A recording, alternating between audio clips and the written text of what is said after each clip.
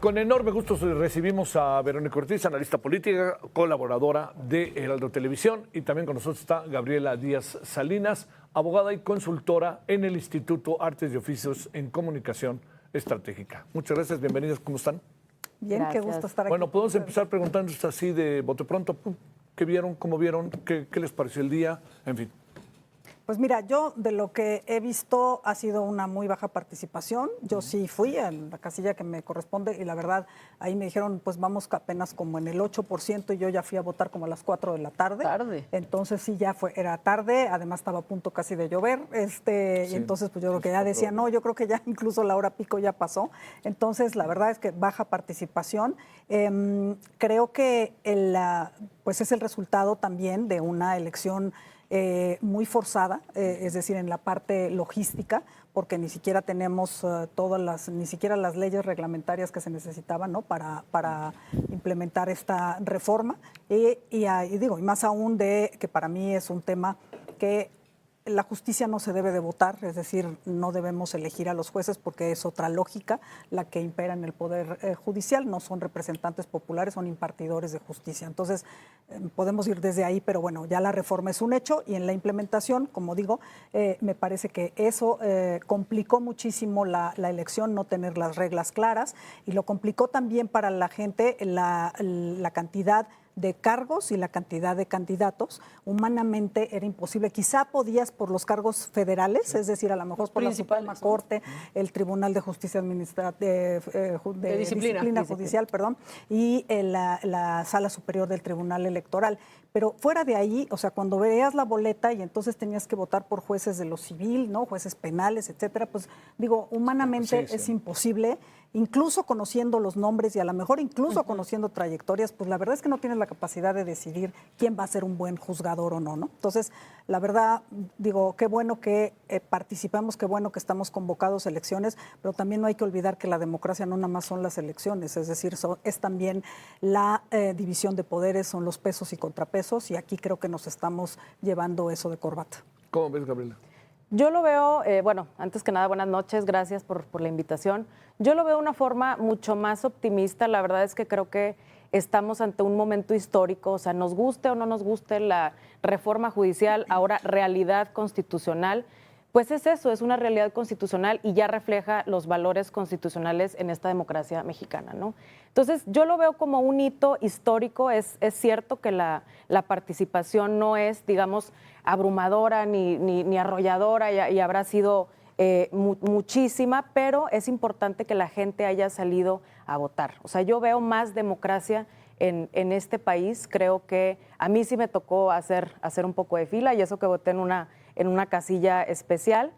Yo lo viví con muchísimo orgullo, con pensar también de todas las veces, todas las batallas, todas las luchas históricas que se han hecho por el voto en México. Es decir, apenas hace 73 años que en México las mujeres votamos, ¿no? Y ahora por primera vez votamos por un poder judicial que histórica y tradicionalmente ha sido opaco y muy poco transparente. Sí. A mí me resulta que, aunque te hubieras involucrado mucho como ciudadano, ¿no? Resultaba abrumador a la hora de votar. Sin embargo, y aunque nos haya incomodado de esta manera, pues no podemos pelearnos con la realidad. Y creo que muchos, ¿no? Decidieron sí salir a votar, quizás por los cargos principales, y lo otro, no sé cómo lo vean ustedes, pues no sé si lo hayan dejado casi que al azar, ¿no? Mira, yo creo que la verdad sí había información, o sea, yo hice como un mapeo de cuánta información teníamos a la mano. Yo, por ejemplo, estoy muy en contra de aquellas elecciones locales, judiciales, en donde había candidaturas únicas. O sea, yo creo que esas son áreas de oportunidad muy importantes en donde podemos decir, bueno, ¿qué podemos hacer para evitar esto en la siguiente elección de 2027, ¿no? De entrada, bueno, esos pequeños errores no nos hacen pensar que esto es una regresión a la democracia o que esto sea una cuestión negativa para la impartición de justicia, por el contrario, pero yo creo que sí había suficiente información a la mano, o sea, por lo menos sabíamos quiénes eran los perfiles, inclusive sociedad civil, ONGs, agencias independientes, distintos medios, empezaron a sacar como su propia lista de impresentables, ¿no? Entonces, esto es algo que no veíamos anteriormente en los concursos de oposición judicial en el Poder Judicial, pues no sabíamos ni quiénes competían, ¿no? O sea, era un poco más inaccesible saber y conocer esos perfiles que ahora poder saber quiénes son y qué mejor que el pueblo escoger a sus propios candidatos. A ver, voy a decir algo ahí medio fuera de lugar, pero ¿el pueblo va a escoger? ¿El pueblo escogió o no escogió? Y no lo digo como una crítica, sino con esta idea que teníamos de democracia. ¿Hubo democracia o no hubo democracia? ¿Hubo discrecionalidad o no hubo discrecionalidad?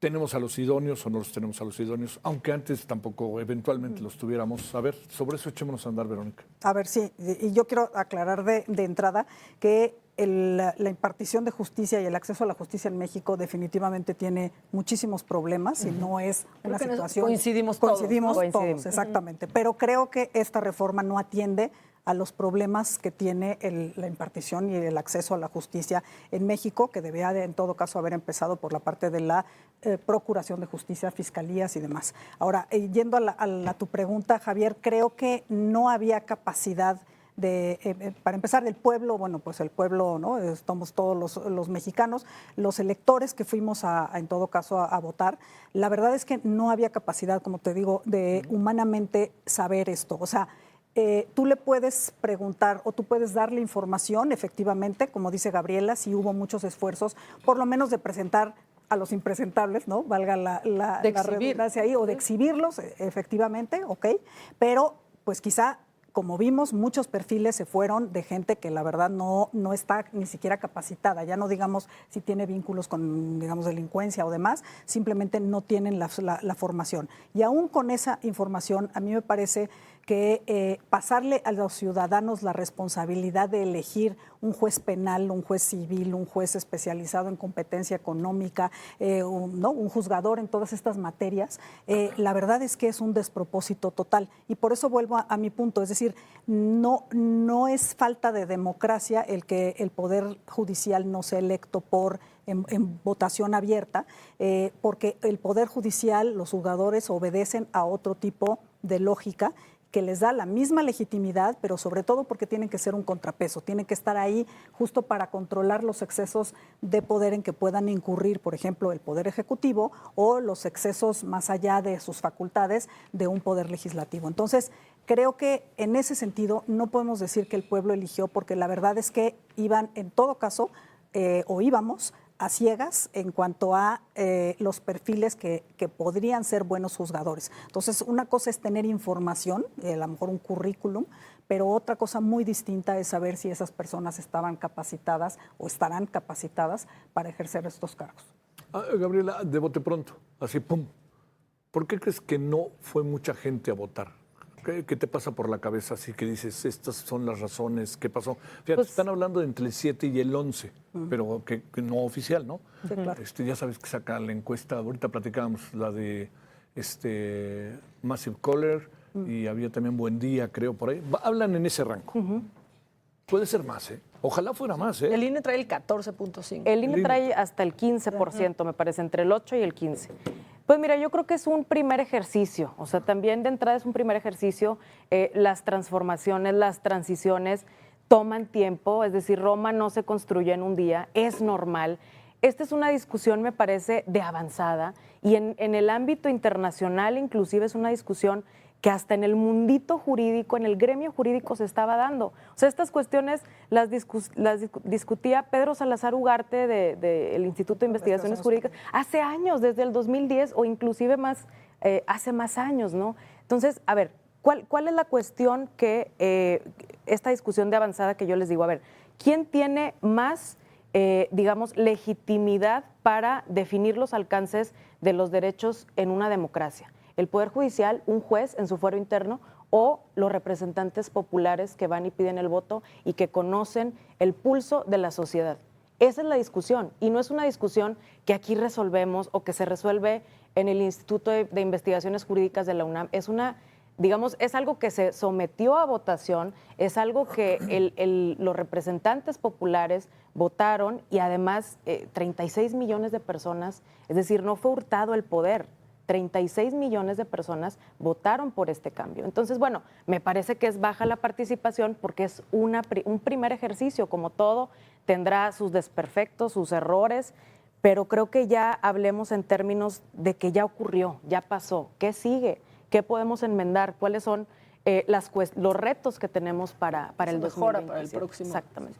La presidenta esta semana, o hace unos días, dijo que aunque hubiera poca votación, sería muchísima más, habría muchísima más gente eligiendo de lo que se hacía en el pasado, ¿no? Totalmente. Y ese ha sido el gran argumento. Veo que tú estás de acuerdo, pero ya te vi, Verónica. Exacto. No, perdón, pero aquí sí no creo que sea una cuestión de apoyo popular nuevamente, ¿no? Es decir, hay una lógica distinta y creo que los 36 millones de votos a los que alude Gabriela, que seguramente son los de la elección presidencial a los que ella hace referencia, tampoco fue un voto por una regresión democrática en este sentido. Es decir, fue un voto efectivamente por la presidenta Claudia Sheinbaum. También hubo un voto mayoritario por Morena que después se transformó en una mayoría calificada que no ganaron en las urnas. Entonces, desde ahí podemos, en todo caso, cuestionar cómo se aprobó esta reforma judicial.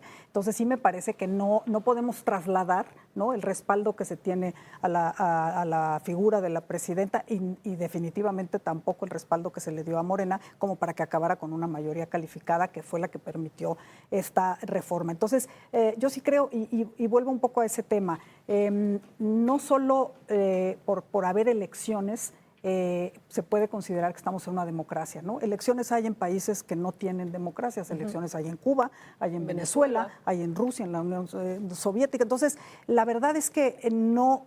O sea, las elecciones son un medio y no un fin, entonces el hecho de que vayamos a votar y el hecho de que efectivamente, y que bueno que transcurrió en paz esta jornada electoral, no son un sinónimo de democracia. Quizá también ahí esté un poco la respuesta a tu pregunta de por qué la gente, en todo caso, no fue masivamente, ¿no? Entonces, a mí se me hace que al contrario, es un signo de debilidad, porque si tú lo que estás queriendo darles legitimidad en esa tónica, si tú lo que quieres dar es una legitimidad popular a un poder judicial, pues la verdad es que está quedando muy, muy por debajo si efectivamente se cumplen estos pronósticos. Sí, vamos a ponerle entre el 9 y el 15. Exactamente, entonces ni siquiera se podría equiparar con el respaldo que en todo caso obtuvo ¿no?, los partidos o el partido mayoritario en el Congreso y menos la presidencia de la República. Entonces, implícitamente lo que estamos haciendo es debilitar justamente a un poder del Estado que creo que no augura, digamos, algo nuevo. En algo sí estoy de acuerdo, evidentemente, con Gabriel, es que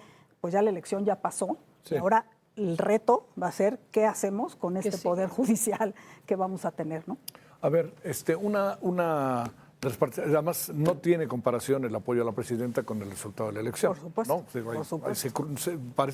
Pareciera muy fácil decir es que la presidenta tiene 81%, 82%, ¿no? Y resulta que vota el 10% al proyecto de la presidenta. Así es, entonces no hay una correlación. Del expresidente. Totalmente. Como sucedió con la revocación de mandato. Claro, ejemplo, clarísimo. ¿no? A ver, fue clarísimo, así. Pero clarísimo. te diría, a ver, el gran asunto es lo que viene, sí. ¿no?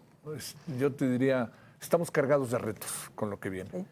A mí me preocupa una parte, que nos pase como con la autollamada ministra del Pueblo, ¿no? Que de repente resulta que fue casi a tomar clases a la Corte. Y eso es algo que tendremos que ir superando. ¿Qué podrá pasar en este proceso? No voy a decir que sea muy caro el proceso de enseñanza-aprendizaje de más de alguno porque resultó que a la mera hora salió electo, más allá de que sacara 8 en su... Además, no cualquiera puede ser impartidor de justicia, por más que digan. Claro. O sea, no cualquiera puede construir una casa. Sí, claro. A ver, yo soy abogada, tengo 2 maestrías, tengo 33 años, y bueno, creo que ahí hay un dejo de clasismo en contra de la ministra Lenia. Yo no he conocido una sola persona, ni en el gremio jurídico, ni en el gremio periodístico, y digo, igual aquí los invito a que lo hagan, que me digan una crítica particular de técnica jurídica, de técnica judicial, de impartición de justicia, que haya cometido la ministra Lenia Batres o por qué estamos criticando su funcionamiento como ministra. Solo una sola crítica. O sea, la acepto, adelante, pero me gustaría saber una sola crítica judicial meramente, ¿no? Yo no creo que el derecho sea esta cuestión. Quieren hacerlo ver, ¿no? En este pacto de élites judiciales, en este gremio abogadil, ¿no? Que las que estamos en él lo conocemos perfectamente y lo bueno es que lo estamos tumbando, lo estamos desentrañando. Pues bueno, es un gremio profundamente elitista, profundamente conservador. El derecho en sí mismo, la gente que estudia derecho es profundamente conservadora. O sea, porque no tienen esta noción de cómo se crea el derecho, que el derecho es una cuestión que debe tocarse, que debe cambiar, que debe manosearse, por decirlo de manera burda, lo más posible conforme a la voluntad popular. Claro que la voluntad popular de los 36 millones de personas que votaron por la presidenta se ve reflejado ahí. Porque inclusive al momento de pedir el voto la presidenta, la actual presidenta, decía plan C, vamos por el plan C y ganemos todo el Congreso de la Unión. O sea, no podemos decir es una cosa y es otra cosa. Habrá que ver entonces cuál es el reto para invitar a una votación mucho más accesible, mucho más sencilla, mucho más pensada, pero recordemos que es un poder que de verdad tradicionalmente ha sido opaco. O sea, no sabíamos... Todo ocurría en una caja negra. Lejano. Lejanísimo. O sea, la gente, a mí me encantó ver a toda la gente haciendo campañas, verlos quiénes son, tienen capacidad, no tienen. O sea, ¿en qué nos basamos para decir que tienen o no tiene capacidad un juez? El derecho no es astrofísica, no es física cuántica, no es encontrar el cura del cáncer. Sí se requiere una técnica y sí se requieren estudios. ¿Por eso estudiaste tus dos maestrías? Claro, pero esos requisitos mínimos se pidieron. Y claro, yo porque soy una persona ultra privilegiada, pero no todo el mundo. Pero ¿no te parece que muchas de los comités de selección, que acabamos en algunos casos con la tómbola, gente que necesita, bueno, no lo digo como para desacreditar el proceso, sino las preocupaciones, por eso te insisto, que vienen a partir de ahora. Sí, Así, claro. El aquí y ahora de lo que se nos viene como sociedad, porque digamos, cuando toman posesión, en menos de una hora van a tener este tamaño de expedientes. De expedientes. No, sí, es un poder que estaba subestimado. O sea, no sabíamos como población que un juez, una ministra, un ministro podía cambiar el sentido completo de una ley. Sí. O sea, una sola persona frente a la voluntad popular o frente al consenso que pudo haber tenido la voluntad popular en las cámaras, en la Cámara de Senadores y en la Cámara de Diputados, una sola voluntad podía tumbar el significado total de una ley o tumbar la ley, ¿no? Invalidarla. Entonces, creo que sí hay muchísimos retos, pero creo que este es un gran primer paso, un gran primer avance. Yo nunca había escuchado a mis amigas no abogadas hablar del Poder Judicial, ni a mis tías, ni a mis tíos, ultraconservadores hablar del Poder Judicial. Jamás, por fin se está hablando de este Poder Judicial que nunca hablábamos de estos temas. O de un tribunal de disciplina, ¿no? También. Bueno, también. Que nace a partir de esto. ¿Por qué levantaste la ceja? A ver, ya te vi con lo del Pues sí, tribunal porque, de disciplina. a ver, si no. Es que ese tribunal va a ser complicado. Por supuesto va a tener que una función muy compleja. va a ser muy complicado. Una cosa es un tema administrativo y otra cosa es de disciplina judicial que te puede remitir justo a este tema de sanciones. A ver, yo creo que aquí hay un falso dilema y también creo que no podemos idealizar el hecho de la voluntad popular. Efectivamente, el Congreso es reflejo de la voluntad popular y sobre todo el reflejo de la sociedad, ¿no? En un Congreso tú tienes representados justamente a todas las personas que viven en el país. Ahora, ¿eso quiere decir que lo que aprueben los congresos es infalible? Pues no. Claramente no, y hemos tenido en las historias y puedes decir, oye, pues es que una mayoría calificada aprobó la pena de muerte y no por eso la pena de muerte es válida y no por eso es constitucional. Entonces, o un presidente que se excede en sus funciones, vean lo que pasó justamente con Donald Trump, ahora con sus tarifas, y que entonces un juez le dice, oye, pues espéreme tantito porque no tiene facultades para hacer eso.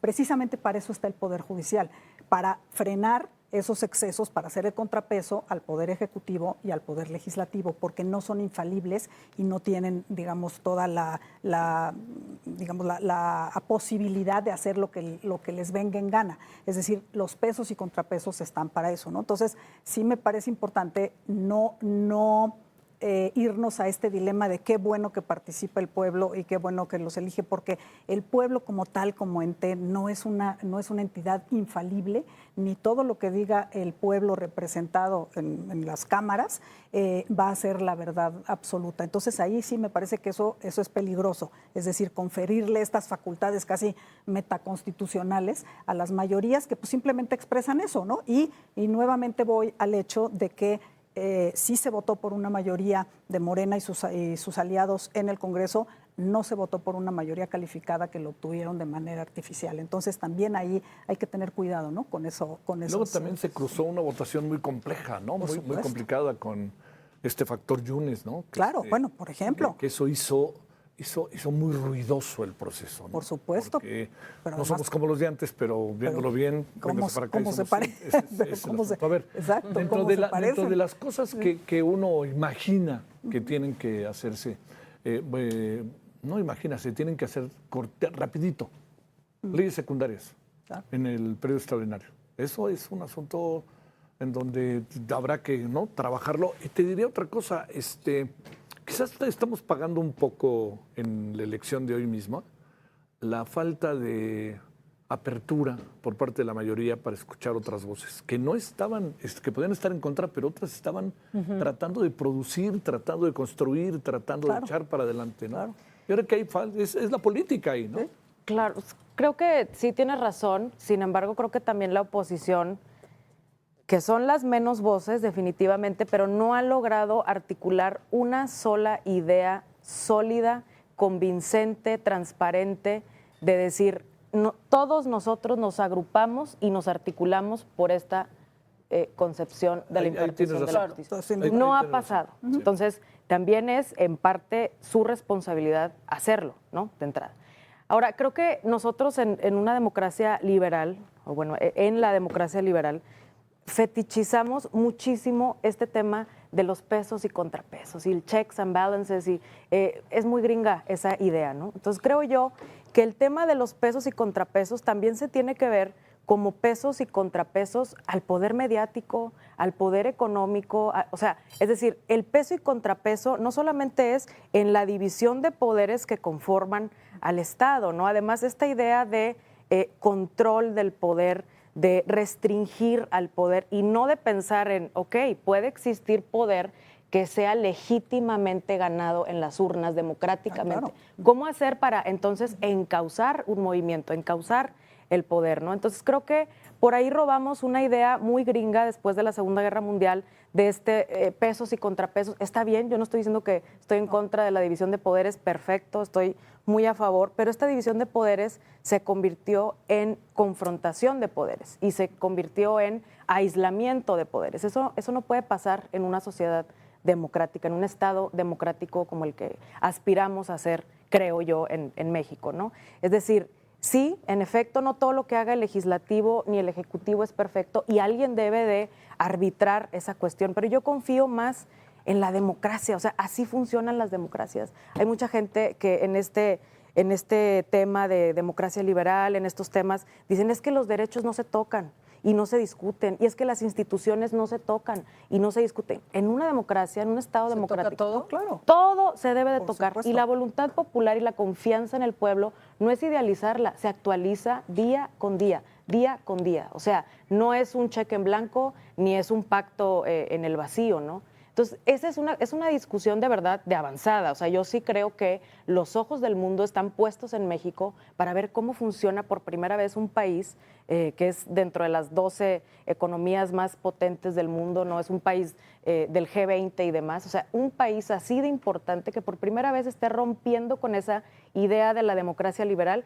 Creo que los ojos del mundo van a estar puestos en nuestro país. Ahora, ¿es un tema, creen que es un tema generacional? Porque, a ver, yo te escucho y coincido mucho con lo que dices, y tampoco podemos idealizar el estado actual del Poder Judicial. Correcto. No, sí es una cuestión generacional. O sea, a ver, a los abogados, ya lo he dicho en foros, en debates, en lo que sea, no se nos entiende nada cuando hablamos y nos gusta que así sea. Porque si nadie nos entiende, entonces el derecho Nadie es les pregunta, nadie les además. pregunta. Y el derecho es esta cuestión mística, astrofísica, hiper científica. Claro que no, el derecho es una ciencia social y se va actualizando a la par que la realidad social y a la par que la voluntad popular. No la idealizo, así funcionan las democracias. A ver, Verónica, en esta parte de lo que debatimos y discutimos, todo es susceptible de ser revisado, analizado, investigado, debe de tener un escrutinio. Sí, claro. Pero también los gobiernos, independientemente de esto, tienen que ser demócratas, integradores, Claro. Escuchar a todos. Sin duda. Y sobre todo hacer de la democracia una forma de vida, no una forma de discrecionalidad de vida, ¿no? A ver, en eso yo creo que también estamos muy discutiendo el asunto, ¿no? Por dónde se maneja la democracia. Y yo diría, en el caso de la discusión sobre estos foros que se hicieron en el Poder Judicial, sobre el Poder Judicial, yo creo que ahí lo más importante no era la oposición. No, eran los expertos. Eran los expertos Claro, que tenían esta característica, bueno, si le podemos llamar característica, de no toquen esto, pero había otros que no, porque además partimos de algo que a mí me parece que sí fue un poquito delicado. Nunca se hizo un verdadero análisis del Poder Judicial. Claro. O sea, el Poder Judicial es corrupto. ¿Por qué? Claro. Hay que preguntarnos, Claro, ¿no? claro. Sí es, pero hay que preguntarnos. Bueno, la ¿por dónde? ministra Norma Piña se aventó un documento muy bueno días antes de que pasara la reforma. Pero en ese documento, si ustedes leen, me parece que está en el preámbulo, vienen los porcentajes del nepotismo en el Poder Judicial Federal y son graves. Claramente. Altos. Por eso, efectivamente, lo que decíamos es que hay muchos defectos y muchas cosas que y yo estoy totalmente de acuerdo. De hecho, las democracias pues, son, digamos, entidades dinámicas porque justamente las sociedades son dinámicas. Pero sí hay temas de la democracia liberal que, y no estoy de acuerdo con que sea nada más un tema de gringo, porque pues las democracias y las democracias occidentales, las democracias liberales, ¿no? Son las que han La dado, francesa. bueno, pues la francesa, la británica, ¿no? Digamos de los países europeos, la española que anda sufriendo. Es decir, lo único que te garantizan efectivamente es que sean medios por los cuales tú vas a poder darle representación a la mayor parte de la sociedad y dirimir de una forma pacífica a través de elecciones y a través justamente de pesos y contrapesos y de un juego justo de las fuerzas políticas que como son dinámicas, exactamente, lo que no quieres es que sean permanentes, sino que que dé cabida para todo. Entonces, sí creo que era muy, muy importante que en este sentido le dieran cabida, y yo creo que lo preguntaste muy bien, porque sí hubo muchas expresiones de todos los expertos que dijeron, ojo con esto. Incluso el ministro Juan Luis González Alcántara Carrancá hizo una propuesta de que se hiciera por partes, es decir, no dinamitar por completo el Poder Judicial en dos entregas, ¿no? En el 25 y en el 27, sino decir, vamos a hacer en todo caso esta prueba como una prueba piloto, eligiendo, incluso él dijo, por ejemplo, los ministros de la Corte, si tanto era el encono que había con ellos. Pero Ese no era con un todo. buen punto de partida. Por supuesto que era un buen punto de partida, porque exactamente cuando estamos haciendo algo que ningún otro país del mundo, para la Suprema Corte solo Bolivia, que ha sido un experimento garrafal, porque lo que se ha hecho es politizar la justicia y entonces cada vez, ¿no? Oye, perdón, Ahora que te hago un cambian. paréntesis. En la última elección de Bolivia Sí. votó el 12%. Exacto. Sí, perdón. Exactamente. Y entonces no ha sido 12. Sí, 12%. Y además con esta idea de que pues cuando cambia el presidente y cambia el partido en el poder, entonces ya quieren otra vez echarse a todos los jueces, es decir, no los metes en una dinámica para la que no están hechos, efectivamente.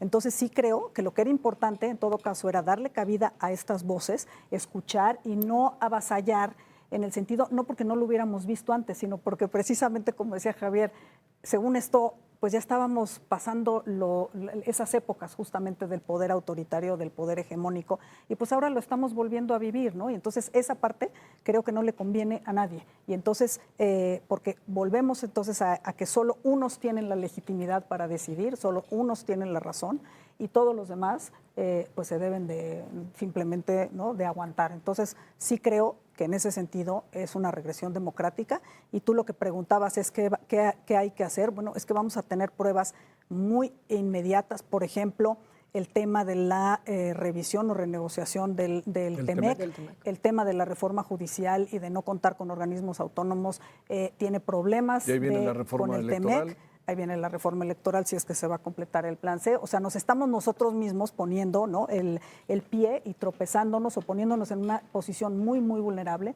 en un momento muy complicado para México y para el mundo, porque digo, no se salvan, ¿no? Está empezando por los Estados Unidos, ¿no? Entonces, A ver, cerremos. A ver, a mí me parece que sí es un tema, no sé si generacional, no sé si de ideología, que claramente no estaremos de acuerdo, pero bueno, estaremos de acuerdo en no estar de acuerdo. por supuesto. Exactamente. Y voy a defender tu derecho. a no estar de Igualmente, acuerdo. exactamente, diría Voltaire. Sí. Entonces, bueno, en eso no, digamos, no hay discusión. El tema es que la elección ya pasó, ya existe, ya la reforma es realidad constitucional. Me parece que ahí hay un tema de decir, bueno, es que todo lo que huela a Bolivia, Cuba, Venezuela nos da un poco de asco y guacala, elimínenlo, pero las democracias liberales y las democracias occidentales. A ver, tampoco estoy diciendo que es una o es otra. Yo creo firmemente que en México estamos encontrando nuestro propio camino, es decir, ¿por qué nos tienen que comparar o con Bolivia o con Estados Unidos o con una democracia liberal? Yo solo digo, ni nos vayamos a la democracia liberal en los términos en los que los planteó la Revolución Francesa, Estados Unidos después de la Segunda Guerra Mundial. ¿Por qué tenemos que aspirar a que eso es lo mejor? Estados Unidos es un país profundamente desigual, o sea, y si no, vayan y échense una vuelta para que vean lo profundamente desigual que está, ¿no? O sea, la gente que no tiene acceso a salud, todo es privado, todo está privatizado. Entonces, bueno, tampoco somos como los de antes, o sea, el decir, bueno, es que ahora somos un partido hegemónico. A ver, el partido hegemónico y el partido que está actualmente en el poder no lo hurtó de las urnas, no se lo robó, no fue a amedrentar, no utilizó monederos como antes, ¿no? En las épocas de Enrique Peña Nieto y demás, ¿no? O sea, se ganó legítimamente en las urnas esa mayoría y se ganó legítimamente haciendo campaña de voto en voto, de asambleas comunitarias. Esa es la distinción, creo yo, de Morena y de sus aliados con el anterior partido dominante o los anteriores partidos dominantes. Es decir, se ha formado de abajo hacia arriba, en asambleas comunitarias, que les invito a que vayan, a que conozcan, a que las vean. No todo es escritorio, no todos son juzgados, también hay este tipo de dinámicas y ahí se darán cuenta que el pueblo, no por ser pueblo, es tonto, no por ser pueblo y no haber estudiado, está acarreado naturalmente. O sea, yo no coincido en eso. Y tampoco me voy a la idea de que somos una tiranía de las mayorías. O sea, sí ganamos por una mayoría, pero en esa mayoría, ¿por quién se está velando? Que es lo primero que decía el expresidente Andrés Manuel López Obrador. Por el bien de todos, primero los pobres y las pobres. Por eso estamos velando, ¿no? Por ese núcleo de minorías que han sido históricamente discriminadas y rezagadas. Bueno, gracias, Verónica. No, al Muchas contrario. gracias. Gracias a ustedes. Ojalá que esos pobres no sean los que más sufran con los resultados. Tengamos de la reforma. esperanza de que no. Que eso es lo que verdaderamente quisiéramos Hay que todos. hacer que no. Hay que hacer que no, exactamente. Sale. Totalmente. Bueno.